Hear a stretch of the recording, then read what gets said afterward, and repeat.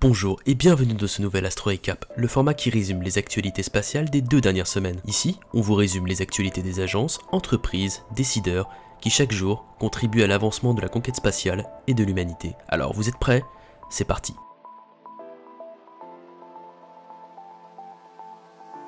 Tout d'abord, commençons comme d'habitude par la partie autour du Starship et voyons les progrès excitants qui ont été réalisés ces 2 dernières semaines.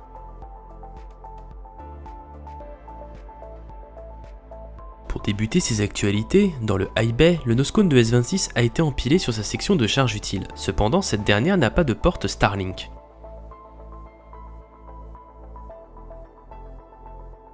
B7 est sorti pour la dernière fois du Mega Bay et du site de production, et a effectué son dernier rollout vers le site de lancement avant son vol orbital si tous les tests à suivre se passent bien.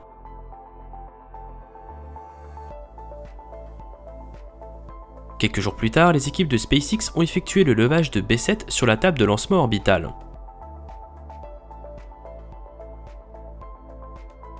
Une fois le booster placé sur l'OLM, le Ship 24 a été levé pour la première fois sur B7.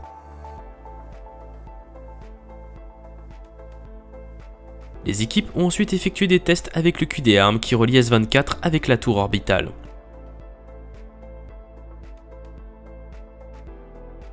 Cependant, un problème d'accroche a sûrement dû avoir lieu puisqu'ils ont décidé de lever S24 de quelques mètres pour permettre aux employés de SpaceX de faire des vérifications.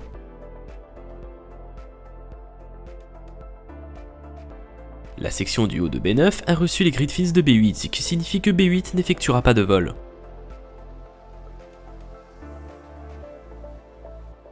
La section du dôme commun de S26 est allée dans le High Bay, ainsi que la section Midlocks. Le distributeur ou PEZ à Starlink a été installé sur la section cargo de S28.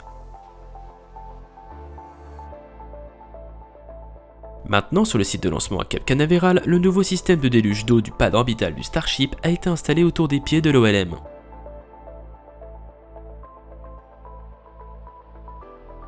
Nous avons désormais terminé avec les actualités autour du Starship, mais avant de passer à la suite, n'hésitez pas à vous abonner à la chaîne YouTube et à mettre un pouce bleu, cela nous aide énormément.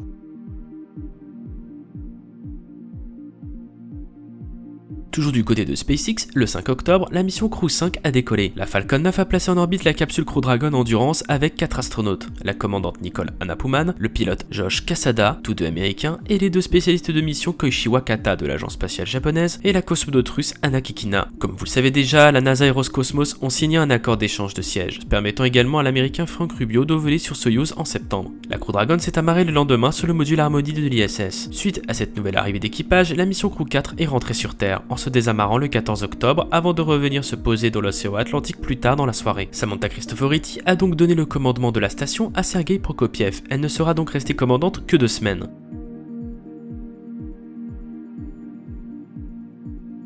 Quelques autres Falcon 9 ont décollé ces 2 dernières semaines pour des lancements plus ou moins intéressants. Le premier a eu lieu le 6 octobre sous l'habituel brouillard de la base de Vandenberg en Californie, pour envoyer 52 satellites Starlink. Le second le 9 octobre depuis Cap Canaveral en Floride pour placer les satellites de télécommunications Intelsat Galaxy 33 et 34 en orbite. Enfin, un troisième et dernier le 15 octobre depuis Cap Canaveral également pour mettre en orbite le satellite européen Hotbird 13F de Telsat.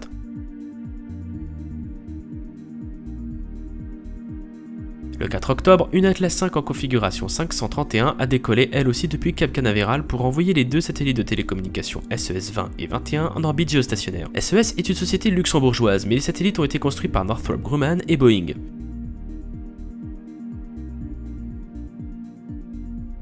Le 7 octobre, depuis la base de Maya en Nouvelle-Zélande, une fusée Electron de Rocket Lab a placé en orbite héliosynchrone le satellite Gazelle. Il est équipé d'instruments fabriqués par le CNES fonctionnant dans le système de localisation Argos 4. C'est pour cela que la mission s'appelait It Argos Up From Here.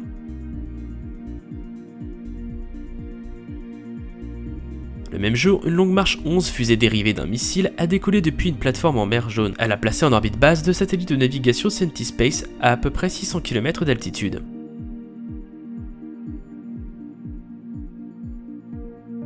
Le 2 octobre, depuis Baïkonour, une fusée russe Proton M a décollé. Elle a placé en orbite le satellite de télécommunication Angosat 2 construit intégralement par la Russie pour le compte du gouvernement angolais. Le satellite Angosat 1 avait également été construit par la Russie mais avait souffert d'une défaillance critique une fois en orbite.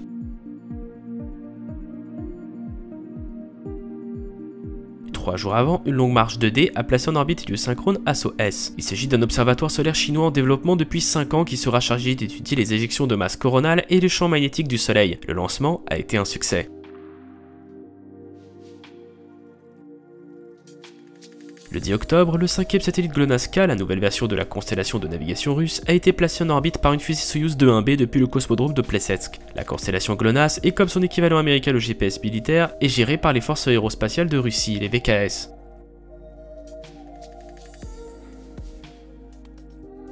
Le 2 octobre, dans la nuit, le petit lanceur Propergol solide japonais Epsilon a décollé pour placer le satellite expérimental RISE-3 en orbite avec 5 autres petits satellites. Malheureusement, lors de la séparation du 3e étage, un problème est survenu conduisant à la destruction du lanceur. Le vol est donc un échec. C'est le 6e vol du lanceur, les 5 précédents ont été des succès.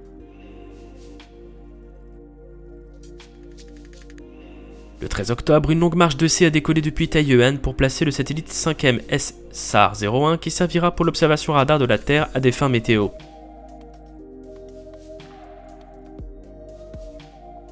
Le 14 octobre, une autre longue marche 2D a décollé depuis la base de Xichang en Chine pour placer 3 satellites militaires Yaogan 36 en orbite.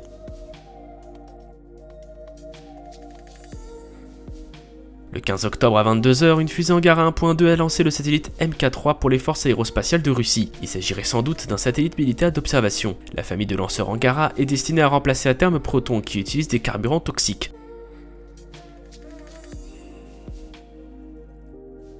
L'entreprise américaine Firefly Aerospace a relancé sa fusée vers l'orbite en fin septembre, après l'échec de 2021. Comme dit la dernière fois, ce vol a atteint l'orbite. Cependant, on a appris que finalement la mission ne s'est pas aussi bien passée que prévu. Les satellites ont été placés sur une orbite plus basse que prévu et sont finalement tous rentrés dans l'atmosphère quelques jours après le lancement. Il s'agit donc d'un échec.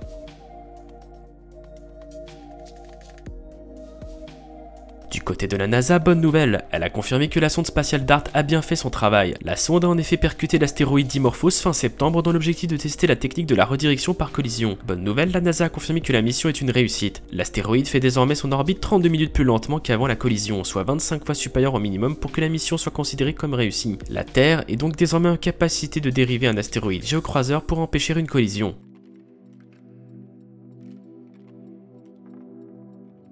Ça fait plusieurs semaines qu'on vous parle de problèmes de Capstone, la sonde lunaire de la NASA chargée d'étudier la future orbite qu'utilisera la station spatiale lunaire Gateway. Les équipes de la NASA ont perdu le contrôle du mini-satellite. Pendant quelques semaines, il était dans une rotation incontrôlable tournant sur lui-même dans l'espace. La NASA et Advanced Space ont finalement annoncé avoir repris le contrôle du satellite. À cause des forts risques de cette manœuvre, de nombreux tests ont été menés à l'avance, avant de finalement lancer l'opération le 7 octobre reprenant complètement le contrôle du satellite.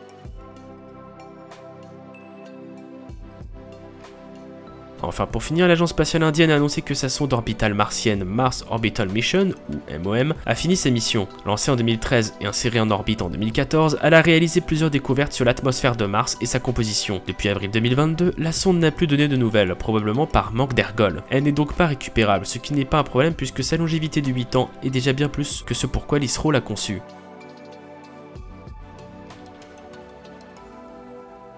Le 22 octobre prochain, on pourra voir la fusée lourde indienne GSLV MK3 en action. Elle emportera 36 satellites pour le compte de la constellation de OneWeb.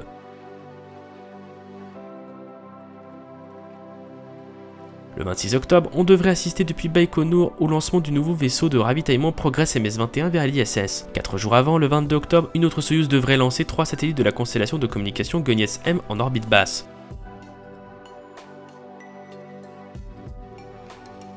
Le 29 octobre, sauf en cas de report, la fusée aéroportée Launcher One placera en orbite des satellites. Pour la première fois, le lancement n'aura pas lieu depuis le port spatial de Moyave aux États-Unis, mais depuis l'aéroport de New Quay dans les Cornouailles en Angleterre. Le Boeing 747 Cosmic Girl qui portera la fusée est déjà au Royaume-Uni.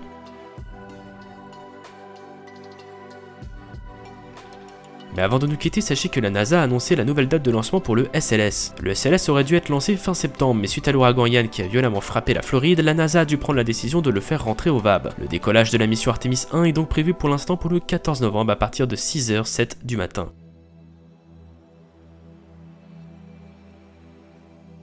J'espère que ce récap vous aura plu, n'hésitez pas à faire part de vos remarques constructives en commentaire. Vous pouvez également rejoindre le serveur Discord si vous souhaitez rejoindre la communauté et nous suivre sur les autres réseaux sociaux pour ne louper aucune actualité spatiale. Si vous souhaitez ne pas rater les prochains contenus de la chaîne, je vous invite à souscrire à l'abonnement ainsi qu'activer la cloche pour être notifié. Merci à vous pour votre fidélité, à bientôt.